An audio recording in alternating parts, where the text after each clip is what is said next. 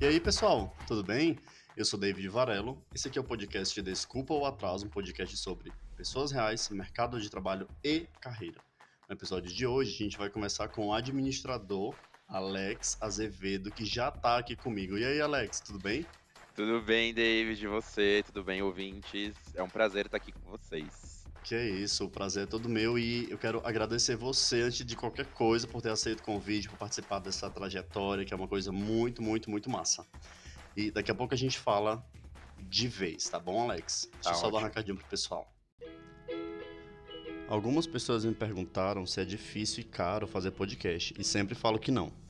Você precisa de uma ideia bacana, um computador, um microfone e um distribuidor que vai fazer com que seu programa fique em várias plataformas como Spotify, Apple Podcasts e vários agregadores de podcasts.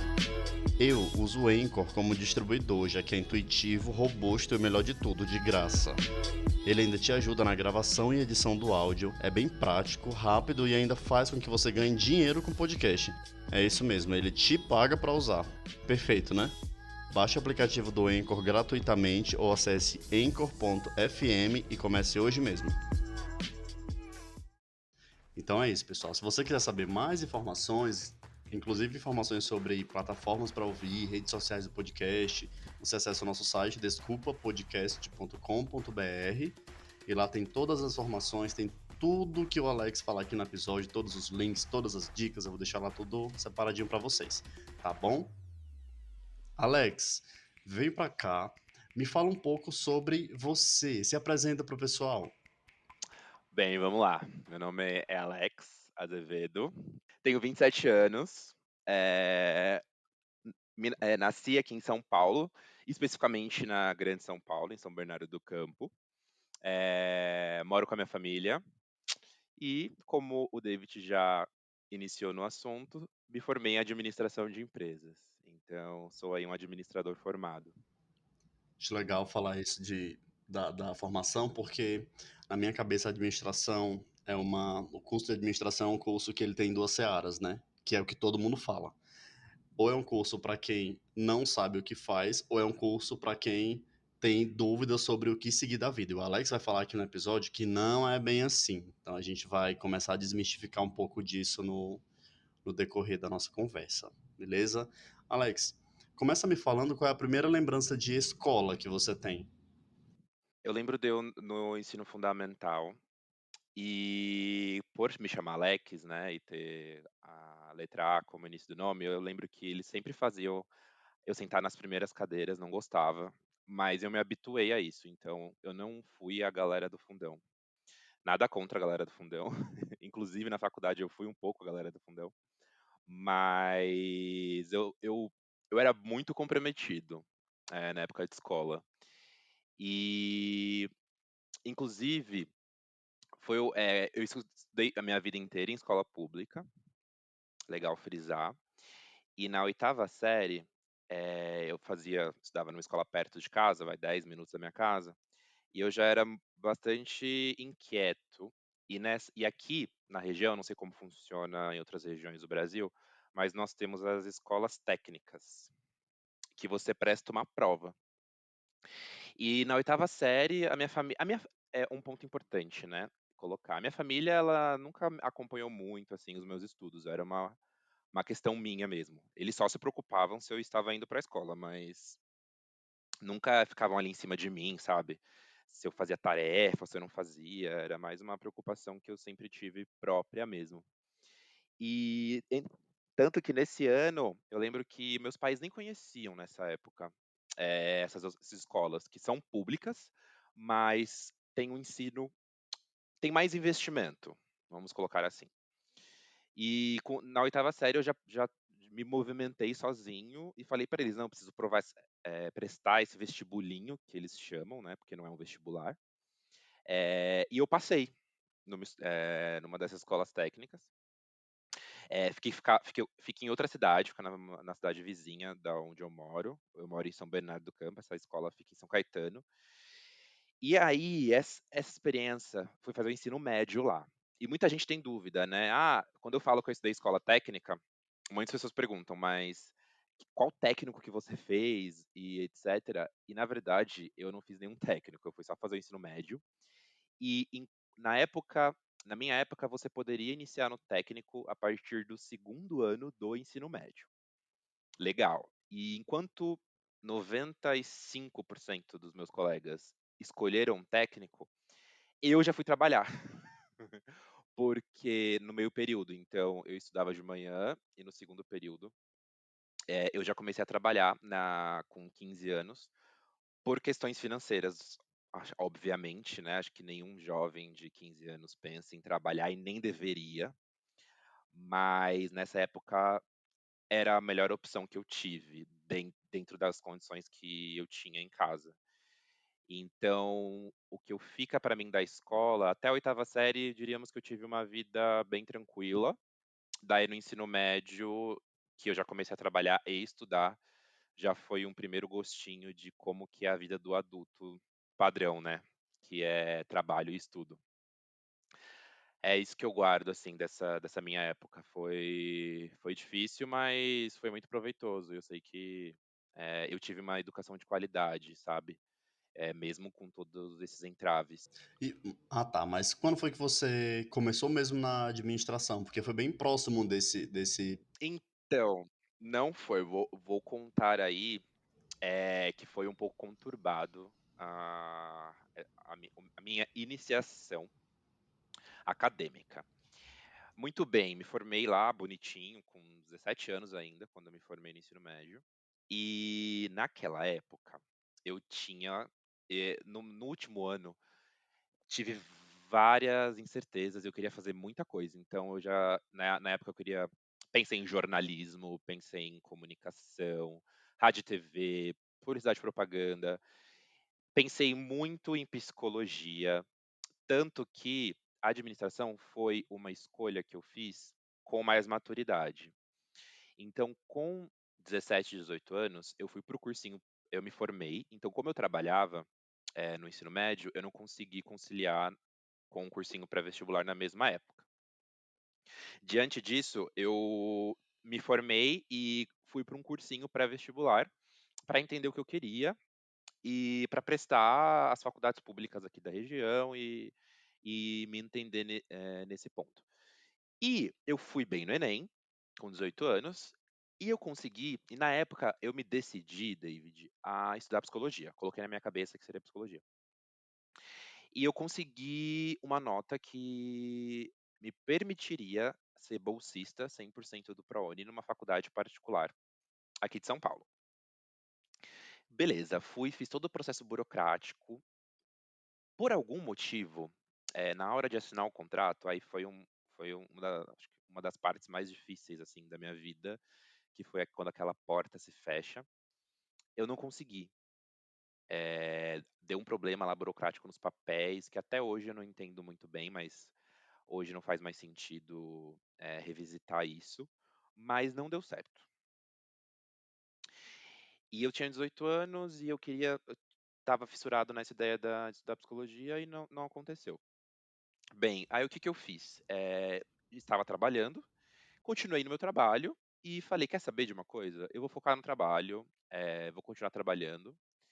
E depois, apenas com 21 anos, foi quando eu optei por administração. Aí eu refiz o Enem, tive uma nota favorável, e graças ao FIES, que é um programa aí, que eu sou muito feliz por ter sido um dos escolhidos e conseguir esse benefício, eu consegui cursar administração numa faculdade bastante conceituada aqui do ABC e do estado de São Paulo. Então, eu entrei um pouquinho depois em administração e eu escolhi administração quando eu já tinha uma bagagem profissional. Então, eu já fui muito focado no que eu queria e onde eu queria chegar. Legal, então foi quase um encontro, né? Não foi só você que foi da administração, mas parece que a administração também estava vindo até você. Foi, foi muito assim, foi muito assim. Porque, primeiro, eu tenho uma opinião sobre você escolher a sua profissão com 18, 17 anos. Eu acho que é muito prematuro. É, é. É muito prematuro mesmo. E, ok, tem muitos ótimos exemplos de pessoas que já entram super novas e são super bem-sucedidas, muito jovens, e eu acho isso incrível, mas a gente sabe que não é a maioria. E a gente sabe que muita gente depois acaba falando: "Nossa, o que que eu fui fazer? Não faz sentido". Assim, tudo faz sentido na nossa vida e a gente entende isso depois, eu sou muito dessa opinião. Mas é importante a gente tentar coisas novas e não já mergulhar de cabeça num curso que é porque todo mundo está fazendo, né, é porque é socialmente, esperado. Então hoje, por muito tempo, David, eu também me culpava um pouco, sabe, porque eu via grande parte da minha turma do colégio, do ensino médio, já entrando de cabeça num curso, e eu fui trabalhar, né, e até também por uma questão de, na época, não ter as condições financeiras de bancar uma faculdade particular e também não eu não conseguia nota suficiente para entrar num curso numa federal. Então, por muito tempo eu me culpei. Por muito tempo eu preciso dizer que eu fiquei: "Nossa, mas tô atrasado". Aí hoje com mais maturidade eu vejo, eu tô atrasado por quê? Eu tô me comparando com o quê? Com o que esperam? Com os meus amigos que se formaram mais cedo do que eu? Mas por quê, né, eu tô me punindo dessa forma? Então eu parei de me punir, quando eu entendi que não existe tempo pra nada, né, existe o tempo de cada um. Então é isso, Sim, basicamente. perfeito. É por isso que esse podcast traz justamente esse nome, para poder trazer essa não é nem brincadeira, mas às vezes é esse jogo com as palavras de que desculpa o atraso. Que atraso? Atraso para quem? Porque a minha história é diferente da sua história. Por mais que a gente não fez o mesmo curso, né? Mas se a gente tivesse feito o mesmo curso, são histórias totalmente diferentes. Não só porque a gente tem idade diferente, a gente mora, nasceu, viveu a vida toda em lugares diferentes, mas são coisas totalmente diferentes, né? Não dá pra gente ficar comparando uma coisa com a outra. Assim como tudo que a gente viu, porque se você olhar para o Alex do passado, aquele Alex que precisou conciliar a vida de estudante e profissional na mesma época, que é muito bizarro, né? Como foi que você conseguiu pegar aquele Alex do passado, trazer para esse Alex de agora na nossa conversa, tá? Na temporalidade da nossa conversa, que ele conseguiu fazer essa conciliação. Você acha que você conseguiria fazer a mesma coisa que você está fazendo agora lá no passado, com 15, 16, 17 anos? Sim, com certeza. Até porque eu estou buscando aí escolher uma pós-graduação, um novo curso. Estou galgando aí qual caminho que eu vou trilhar novamente no curto prazo. Então, com certeza, eu acredito que o ideal, eu sei que nem todas as pessoas conseguem por uma série de limitações, de cada uma, mas o ideal é que a gente sempre esteja estudando, né? Não que no trabalho a gente não aprenda todos os dias, porque a gente aprende, desde coisas complexas até coisas pequenas, como se comunicar, né, e quando a gente conhece outras pessoas. Mas sim, com certeza, ter tido a necessidade de estudar e trabalhar jovem, com certeza, hoje eu me sinto muito mais preparado e consigo fazer até de forma mais fácil, sem sofrer tanto. Sim. E me conta, a gente ainda falando sobre isso, como foi a tua primeira experiência de estágio já na faculdade? Sim, conto. Eu estava no final do meu segundo ano da graduação, então, e o curso de administração de empresas, para quem pensa em cursá-lo, é importante que derrubar esse mito, né, que você iniciou muito bem aqui na nossa conversa, que, é um curso para gente que não sabe o que fazer, ou é um curso para gente perdido, é um curso que as pessoas vão só para estudar.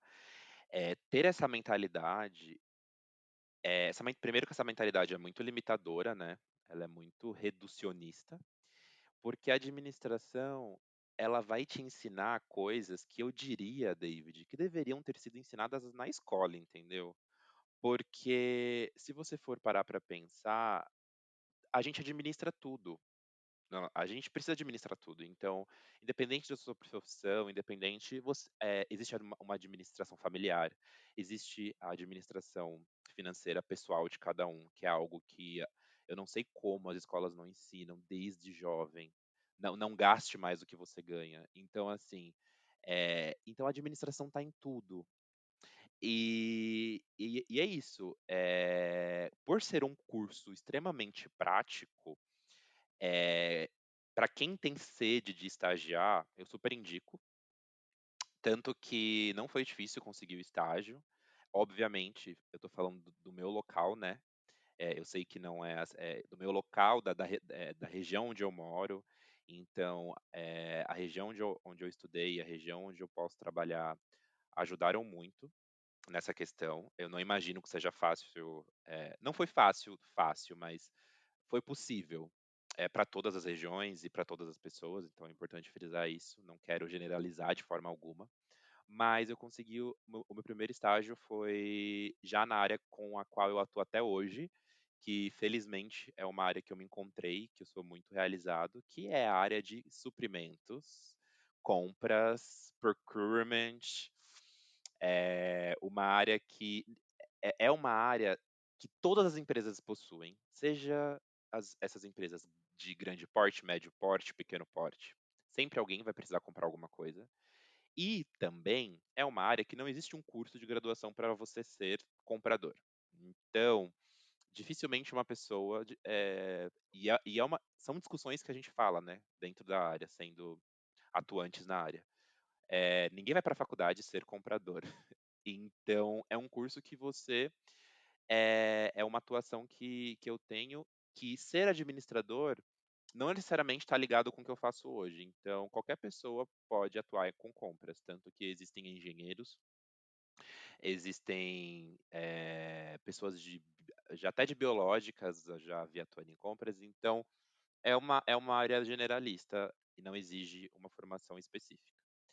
E o que eu posso dizer é que eu tive a sorte de participar de um processo seletivo de estágio e entrar nessa área, que na época eu não tinha tanta visão da magnitude dessa área, e eu sou muito feliz por isso. Então, a administração de empresas me proporcionou essa oportunidade. Eh, Massa. e e aí foi isso, aí eu estagiei aí por 1 ano e meio e fui efetivado. Peraí, me fala primeiro o que faz. Assim, perguntando é meio óbvio, né? Mas eu sei que não é tão óbvio. O que faz um comprador?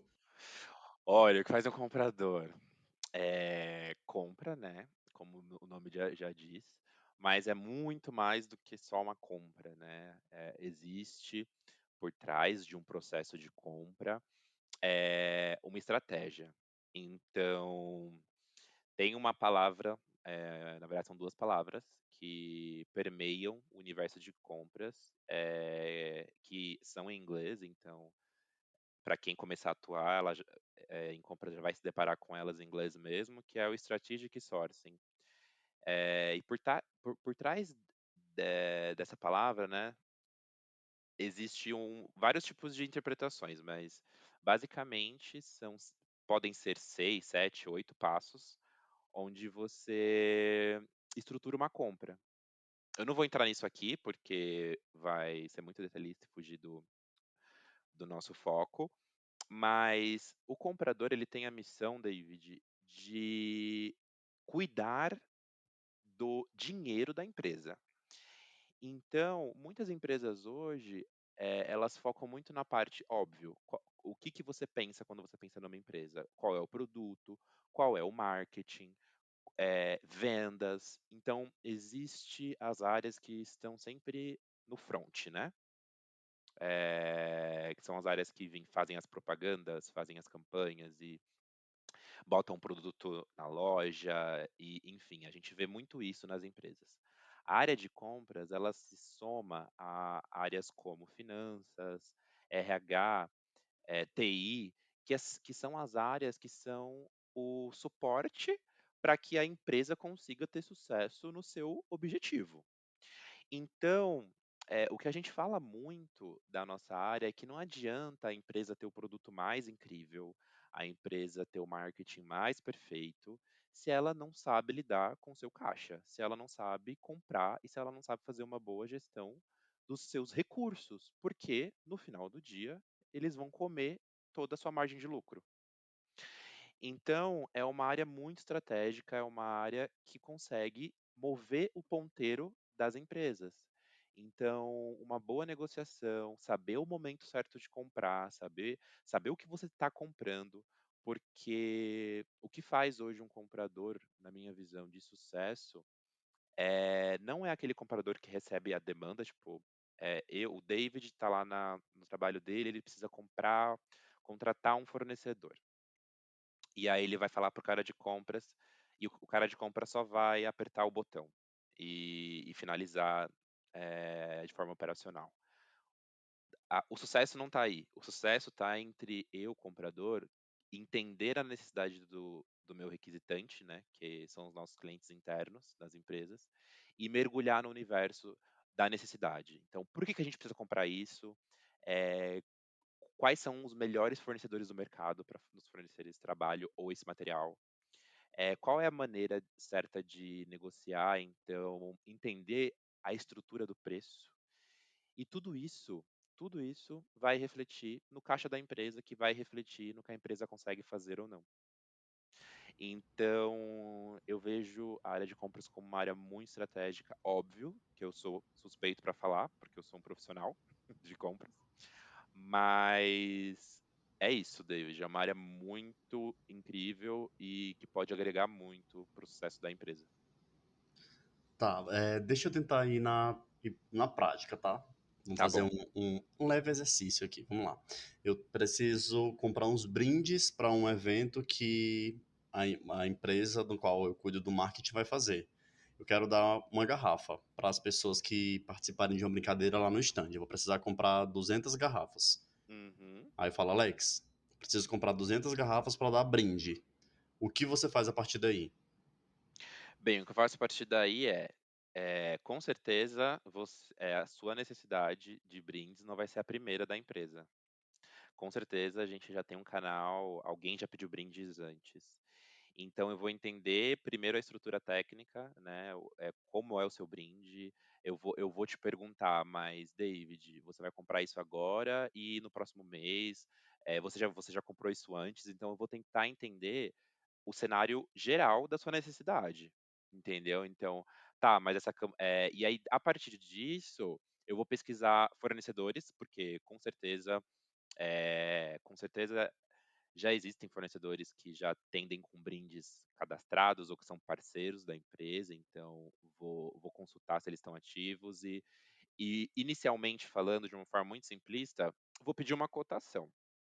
Mas pegando o seu exemplo como, o que a gente pode fazer e agregar valor nisso, é entender a necessidade de brindes da companhia como um todo e trazer uma estratégia. Então, assim, será que se a gente fechar porque a sua empresa, o core dela não é produzir brinde. Eu vou partir desse pressuposto, você precisa do brinde, mas o seu core é outro, sua empresa de tecnologia. Será que a gente não consegue, buscar no mercado um fornecedor que consiga atender a gente, com todas as nossas necessidades de brinde? Para que quando você precisar de um brinde, você ou o seu colega de área ou uma outra área totalmente diferente consiga já ter um canal rápido, prático e com preços pré-negociados, onde eu vou garantir o custo e a velocidade. É tipo uma construção de ponte que você faz também, né, para poder facilitar, negociações futuras. Exatamente. A área de compras, Hum, ela existe, e a área de compras, ela existe com um dos seus objetivos intermediar a necessidade da empresa com fornecedores externos. Então, o mundo ideal é que, se você não é de compras e você atua em independente da sua área, você não tem que sair à compra de nada. O ideal é que exista uma área com foco nisso, que vai olhar o todo. Porque é aí que a gente ganha vantagem competitiva. Uma coisa é eu pegar a sua necessidade de 200 copos de brinde e fazer uma cotação simples no mercado, ver quais empresas fazem isso e falar: "Preciso de 200 brindes, entrega tal, ele precisa ter esse tamanho, essa cor", e é isso. Isso é uma maneira simples de negociar. Outra coisa é eu ter uma área que vai conseguir olhar todas as necessidades de brinde da empresa. E com isso ela vai conseguir insights, e com isso ela vai conseguir estruturar uma estratégia de selecionar um fornecedor oficial para brindes, por exemplo. Então o mundo ideal é que quando o David ou qualquer outra pessoa precise comprar brinde, ele possa ter um catálogo padrão, com preços, com tamanhos, porque muitas vezes você precisa de ideia, David. Às vezes você quer dar um brinde para sua campanha. Você quer impactar, você quer engajar a campanha que você vai fazer. E você pode ter uma ideia criativa sua, mas que tal a gente descobrir outras formas que possam melhorar a sua ideia criativa? Nossa, mas eu não sabia que dava para fazer um brinde assim. Não sabia que dava para fazer um brinde assim. Nossa, um brinde que seja socialmente, como é que fala? Que não agrida o meio ambiente. Um brinde que vá à matéria-prima reciclável. Um brinde. Então, assim, dá pra gente criar muitas coisas com essa intermediação da área de compras vendo todo e conversando com os fornecedores, porque nesse seu exemplo aqui, você já tinha a ideia do brinde que você deseja, mas muitas vezes você não é obrigado a ter a ideia. Você preciso de um brinde, gente. Eu preciso de um brinde, eu tenho um budget X para gastar e eu preciso que ele seja incrível. Ok, vamos atrás disso. Só que aí a minha área vai atrás disso para você. E posso te trazer ideias, posso te trazer, olha, tem um fornecedor, esse fornecedor faz isso, esse outro fornecedor faz isso. Podemos descobrir como que os concorrentes estão fazendo, quanto eles podem estar pagando. Então, as opções são infinitas. Massa. Então, assim, pelo que você falou, você já deve ter trabalhado com volumes, assim, gigantescos de compras, né? Como você Já. se sentiu quando você recebeu a tua primeira compra com um valor, assim, gigantesco? Olha, é, a primeira forma que eu me senti foi por onde eu começo. Por onde eu começo e como eu faço isso. E para quem atua em compras ou para quem vai atuar, e eu espero que esse podcast, quando alguém, todos os ouvintes, né, que estejam pensando em atuar em diferentes áreas, estejam pensando numa transição de carreira, estejam pensando em estudar administração, que eles se sintam tocados, que a área de compras os cause interesse.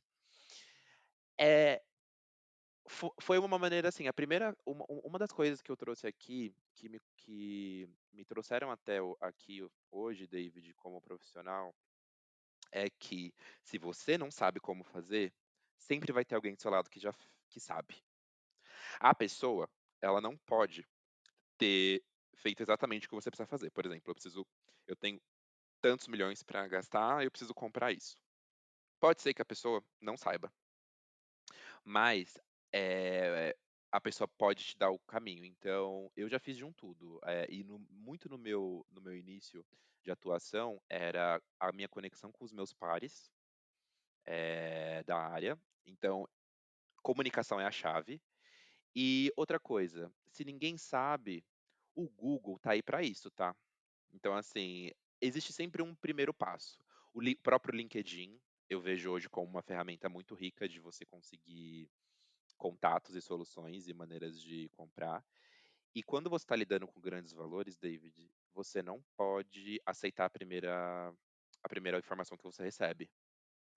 Você precisa investigar, você precisa estudar a categoria do que você está negociando, do que você está comprando, se existe drives de preço no mercado, quanto custou aquilo nos últimos anos. Bem, se eu for entrar aqui para você, eu vou ficar muitas horas falando, mas tudo depende do que você tá na sua mão para comprar. E quanto maior o valor, maior precisa ser a sua atenção e o seu empenho em construir um business case de estratégia para aquilo. Porque o impacto o famoso saving, né, que é a nossa área muito cobrada, em qualquer empresa, é o saving de área de compras, né, que é uma das nossas grandes metas. Para você realmente atingir um saving, você precisa estudar, você precisa entender o que você está comprando. Então, quanto maior o valor, maior o nível de complexidade. Pelo menos deveria ser. Nossa, eu imagino também A quantidade de variáveis que deve ter para qualquer, não só para compras muito grandes, né, mas para qualquer tipo de compra, porque aquele valor pode ser muito grande para você naquele momento, mas o valor menor pode ser gigantesco para a pessoa em outro momento da vida dela. Aquilo que a gente já falou sobre particularidades de cada pessoa, de cada empresa e tal. E assim, eu fico imaginando como funcionou isso para você, porque você trabalhou em grandes empresas, né? Empresas assim, gigantescas. Como foi para você passar por essas experiências em empresas que já eram muito grandes, com milhares e milhares e milhares de colaboradores no mundo todo?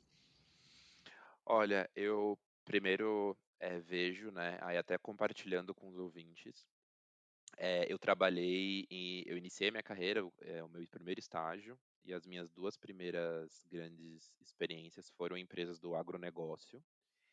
E como moramos no Brasil, nós sabemos que o agronegócio é um dos business que move a nossa economia. Então, sim, eu estava dentro de uma organização com cerca de 10.000 funcionários ou mais, e, eh, as 2 primeiras do agronegócio que eu trabalhei com cerca de mais de 100 unidades produtivas no Brasil. Então, o que eu posso te dizer é que foi um grande privilégio, porque eu tive contato com os melhores sistemas para se trabalhar. Então, para um comprador, ter um sistema, de gerenciamento, né, de comunicação com os fornecedores, de gestão de contratos, é muito importante. Não que se você hoje é um comprador numa empresa menor, você não consiga fazer o seu trabalho também, tão bom quanto. Mas quanto maior a empresa, mais sistemas você tem que ter para gerenciamento, né. Então foi incrível e eu tive o privilégio de já iniciar no meu estágio, né, numa dessas empresas. Então foi incrível, David, a visão global que eu já tive no meu início de carreira, de poder entender como que as coisas costumam ser negociadas no Brasil, como que as coisas costumam ser negociadas, eh, em outras partes do mundo. Então ter essa conexão foi muito rica. E o Brasil, ele é extremamente característico, então negociar no Brasil é muito desafiador, a gente tem uma inflação, a gente tem uma desvalorização da moeda, enfim, é um ambiente e nós temos também o fator humano, né, que o Brasil ele tem uma cultura distinta de outros países, então negociar aqui é bem complexo. Mas diríamos que é isso. E eu me mantenho hoje atuando em empresas grandes, né. Eu tô atualmente fiz uma recente mudança de carreira, estou numa empresa e mudei, de nicho, mudei de business, continuo como compras, e é isso, é um ambiente muito complexo. Nossa, eu imagino. E é legal que você falou sobre uma coisa que vez ou outra aparece aqui em umas conversas que eu tenho com outros convidados. É a questão da língua, que você falou que você negocia compras no Brasil e fora do Brasil, né? Como que é a tua relação com o inglês? O inglês é realmente muito importante para essa área? Como é que você consegue enxergar isso? Eu posso até linkar com umas dicas, eu sei que vai chegar esse momento, porque eu sou ouvinte do podcast, mas uma das golden dicas, assim, de quem quer atuar na área: estude inglês. Estude inglês. De verdade, foque dentro da sua realidade. Inglês, David, eu tenho muito uma visão de que inglês é sim uma exigência elitista, falando do Brasil, porque, a gente tem sim o estudo de inglês nas escolas, mas de uma maneira muito, enfim, fraca, né, eu acho que falando de uma, falando Brasil, né, figura Brasil. Mas assim, eu tive o privilégio de ter contato com a língua desde adolescente, desde 14, 15 anos, fazendo aulas. Eu tive uma vizinha que estava se formando, gostava muito de inglês, então ela me dava aulas de graça, e isso já foi me inserindo na língua. Então, se você tem a ambição de trabalhar em grandes corporações multinacionais, o inglês para a nossa área, ele é um pré-requisito. Aí você fala: mas quem não tem inglês não consegue ser comprador?" De forma alguma. Você consegue ser um comprador bem-sucedido independente do inglês. Entretanto, se você puder ter o privilégio de estudar esse idioma, invista e estude, porque vai te abrir muitas portas. E hoje eu só abrindo até hoje o nome da empresa com a qual eu acabei de fazer uma transição, eu trabalho na Whirlpool, que é hoje a empresa líder mundial em eletrodomésticos. Então, eu uso meu inglês basicamente todos os dias, alguns dias mais, outros dias menos, mas eu estou a todo momento me comunicando e eu estou numa área que é global, então, inclusive eu preciso conversar com meus colegas de outros países, a gente precisa buscar estratégias de negociação global, porque a empresa hoje ela está situada no mundo inteiro, em todos os continentes, então determinados serviços nós contratamos do mesmo fornecedor, que o nosso fornecedor também é uma multinacional. Então a gente precisa estar sempre conversando para utilizar como vantagem competitiva o nosso tamanho para negociar com essas outras empresas que também são tão grandes quanto a gente. Então, estuda inglês. Essa é a minha principal dica. Massa. Me fala qual é o teu principal desafio hoje, percebendo que você está trabalhando numa empresa de um nicho totalmente diferente daquele nicho que você estava acostumado a lidar dia a dia. Olha, como eu já disse, né, eu construí o início da minha carreira no agro, então eu trabalhei no agro aí por quase 4 anos, e agora fiz essa mudança para a indústria, né, para atuar na indústria. Então são outras formas de fazer, porém, David, pra nossa área de compras, eh, você tem quando você aprende o job, né, quando você aprende como tem que ser feito, onde você vai atuar não importa muito. Porque você sempre vai receber demandas para negociar no mercado e para captar recursos e para resolver problemas. Então, o nicho não muda tanto. E é isso o que eu fico mais encantado com a área de compras, porque eu sei que existem alguns nichos que quando você trabalha muitos anos, você se especializa muito naquele business da empresa, né? Por exemplo, a pessoa é de tecnologia, ou a pessoa cria uma carreira numa farmacêutica, e assim por diante. Em compras eu vejo que eu tenho uma pseudo-liberdade de, tipo, fazer essa mudança de business, né? Fazer essa mudança de negócios. Então, são diferentes. Respondendo a sua pergunta, o que mudou foi basicamente a minha equipe. Então, as categorias com as quais eu negocio. Então, eu estava habituado a negociar um tipo de serviço e agora na nova empresa eu mudei essas categorias, o que é extremamente comum. E abrindo mais o detalhe, o que eu quero dizer? Comprador, gente, é um nicho muito plural, muito diversificado. Então, hoje, por exemplo, eu atuo com negociações de marketing. Então, as soluções de marketing que a Whirlpool precisa e de comunicação institucional passam por mim e eu preciso negociar com agências de publicidade, eh, campanhas, então eventos. Hoje eu estou fazendo isso, mas nas minhas antigas experiências, eu já precisei negociar todos os serviços de RH da empresa. Então, eu já negociei folha de pagamento, já negociei a folha de benefícios. Então, o que é a folha de benefícios, Alex? Eu precisava negociar com a seguradora de saúde, que são os benefícios que a empresa concede aos seus funcionários. Já fiz de tudo um pouco. E o que muda agora nessa nova empresa, o novo desafio, é que para mim é novo negociar marketing. E o legal de quando você adquire a experiência como comprador é que não importa muito o que você vai fazer.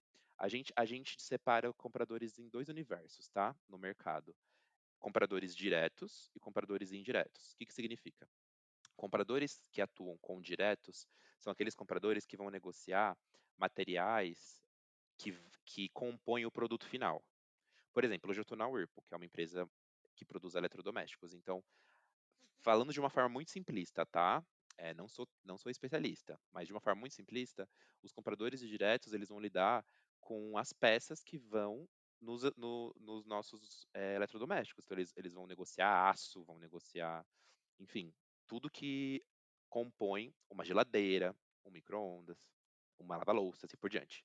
Eu, hoje, estou no time de indiretos, que toda empresa tem também, que é o time que são todos os serviços que não estão relacionados ao material que é vendido, ao core da empresa, que são serviços de segurança patrimonial, são serviços de logística, por exemplo. A logística é uma cadeira meio complexa, porque algumas empresas acham que é diretos, outras indiretos, mas enfim, logística está em diretos, o próprio marketing, consultorias financeiras, enfim, eu estou nesse universo hoje.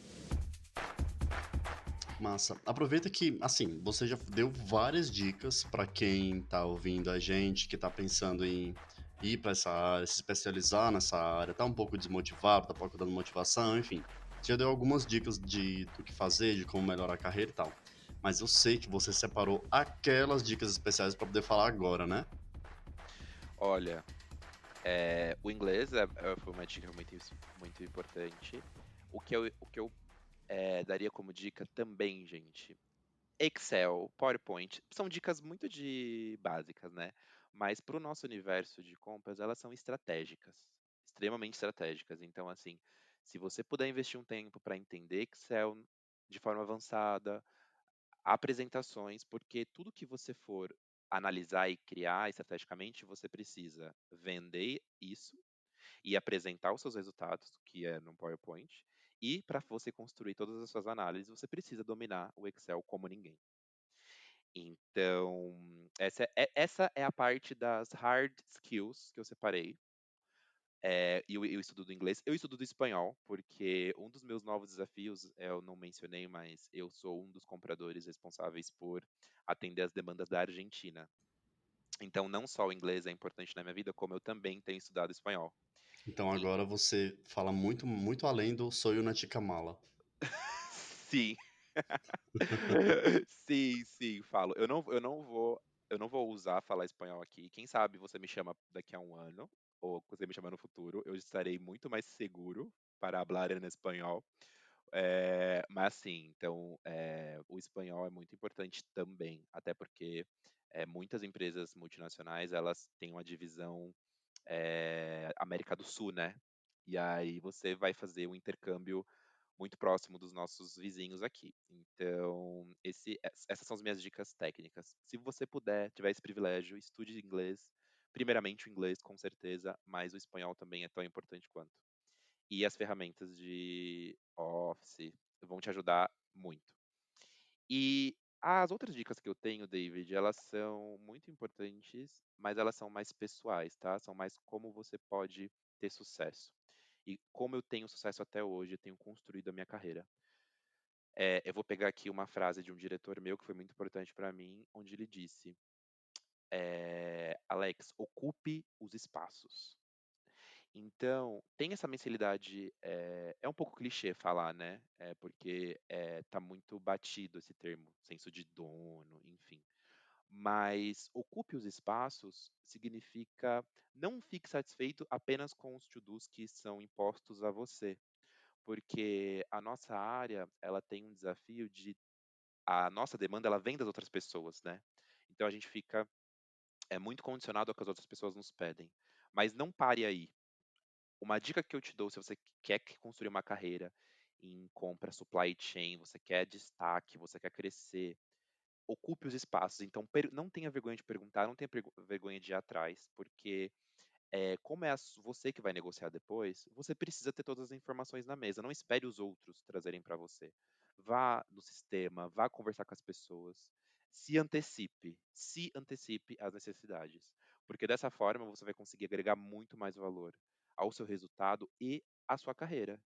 Então, é isso. Ocupe os espaços, converse com as pessoas, trate muito bem os seus fornecedores, porque são os seus fornecedores no final do dia que vão salvar sua pele. Então, são os seus fornecedores que estarão lá com as soluções que você precisa para entregar o seu trabalho, o seu resultado. Então essas são dicas preciosas se você tiver o interesse de atuar com a área de compras. Essa dica de livro, ela não tem, ó, para quem se interessar pela área, pessoal, nossa, no LinkedIn tem consultorias especializadas em compras, então assim, o que não falta na internet são opções para vocês conhecerem mais, o Strategic Sourcing e tudo mais. O que eu separei, David, para trazer para você foi uma dica muito mais para o meu pessoal e muito mais que as pessoas falam muito pessoal profissional. Para mim, as coisas não são separadas, elas são totalmente juntas. E tudo que você faz no seu pessoal vai surtir efeito no seu profissional e vice-versa. Diante disso, eu trouxe um livro, uma indicação de livro que chama Talvez Você Deva Conversar com Alguém, de uma escritora e uma terapeuta americana chamada Lori Go, Go, Gotilby. Lori. O David vai colocar aí na descrição, gente. Não se preocupem. Mas é um livro que eu li no ano passado, né? Um dos anos mais difíceis que a gente teve da pandemia. E basicamente é uma terapeuta que fala da vida dela e da vida dos seus pacientes de uma forma muito humana.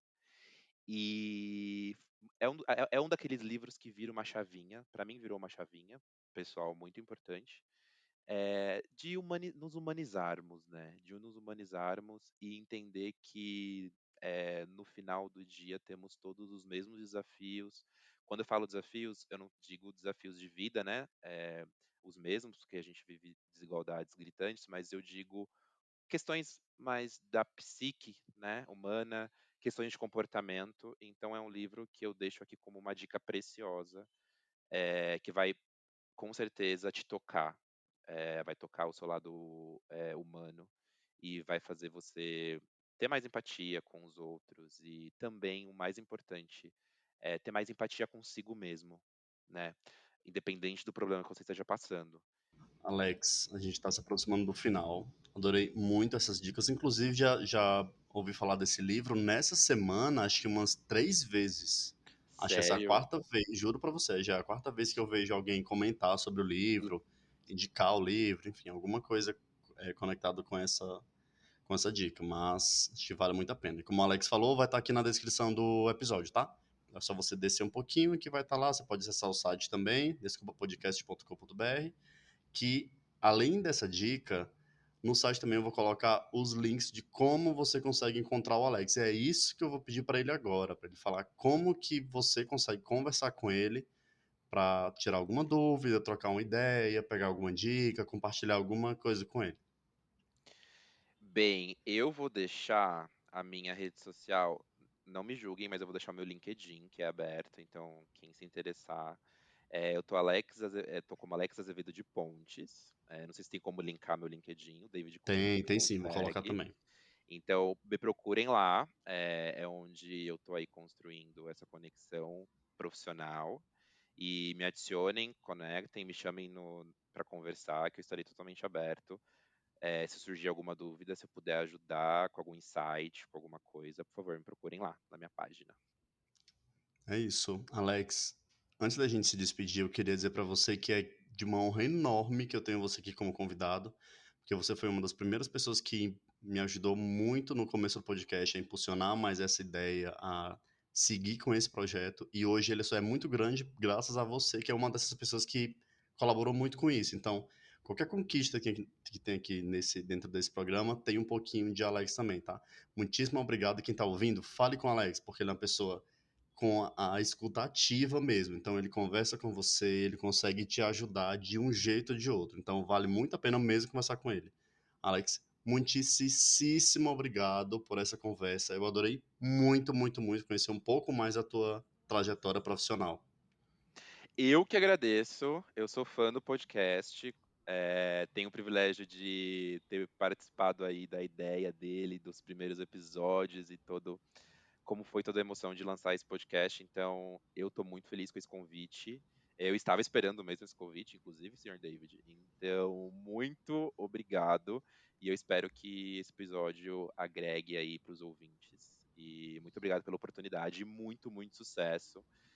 Desculpa o atraso, é um podcast extremamente necessário para a gente humanizar mais a vida profissional, as pessoas e o que há por detrás do cargo, né. Sim, sem sombra de dúvida. E agora sim, eu vou deixar você que está ouvindo pensar um pouco sobre tudo que a gente conversou aqui, porque a gente já vai se despedir, tá bom? Qualquer coisa é só você falar com a gente no site desculpapodcast.com.br, você procura o Alex também, que vai estar no site, enfim, tá tudo lá, beleza? E você que está ouvindo, até o próximo episódio. Tchau, tchau. Tchau, Alex. Tchau, gente, foi um prazer. Tchau, David. Este podcast faz parte do movimento LGBT Podcasters. Conheça outros podcasts através da hashtag LGBT Podcasters ou do site www.lgbtpodcasters.com.br.